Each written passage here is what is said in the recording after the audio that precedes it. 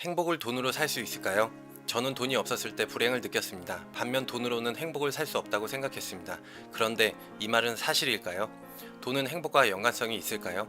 저는 하버드 비즈니스 리뷰에서 기존의 생각을 뒤엎는 연구 결과들을 발견하였습니다. 사람은 본래 변화에 매우 빠르게 적응합니다. 우리가 월급이 오르거나 소득이 늘게 되면 행복해집니다. 그러나 그 행복은 잠시이며 곧 그 소득에 적응하여 행복함은 사라집니다. 연구에 따르면 미국에서는 연간 소득 8,500만 원이 되면 더 이상 돈은 행복에 영향을 주지 않는다고 합니다. 로또에 당첨된 사람들 중 일부는 매우 불행한 결말을 겪습니다.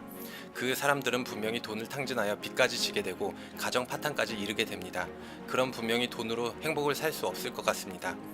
최근에 한 연구는 돈이 많은 사람이 없는 사람보다 다소 행복하지만 돈과 행복의 연관성은 돈을 쓰는 방식에 달려 있다는 것을 밝혀냈습니다.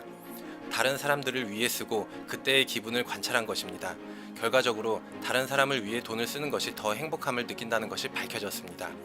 그리고 물론 자신을 위해 돈을 쓰는 것이 반드시 불행하다는 것은 아니지만 행복함이 더 이상 커지지 않았습니다. 이 가설을 근거로 팀과 조직을 대상으로 실험했습니다. 실험은 일정한 돈을 직원들에게 나누어 주고 오늘 안으로 자신을 위해 돈을 쓰거나 또는 자선단체에 기부를 하게 하였습니다. 그 결과 기부를 한 직원들은 자신을 위해 쓴 직원들보다 만족감이 올라가는 것을 발견했습니다.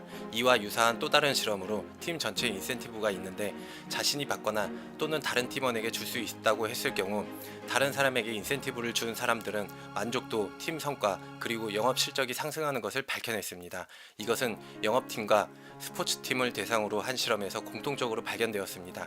전 세계적으로 보았을 때에도 우리는 다른 사람들에게 돈이나 선물을 주는 것이 행복과 관련이 있다는 것을 알 수 있습니다.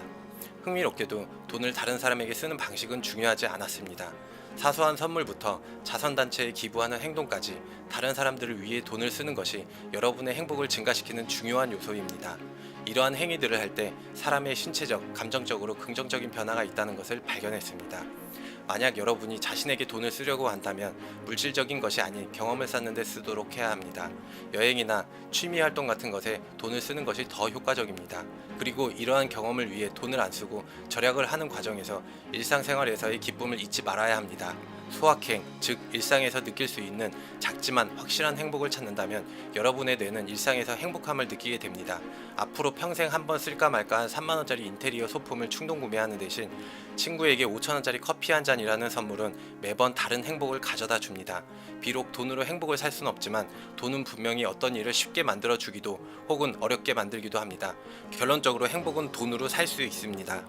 올바른 방법으로 쓰기만 한다면. 언더독은 실용적인 지식을 전달하기 위해 연구합니다. 좋아요와 구독은 저에게 많은 힘이 됩니다.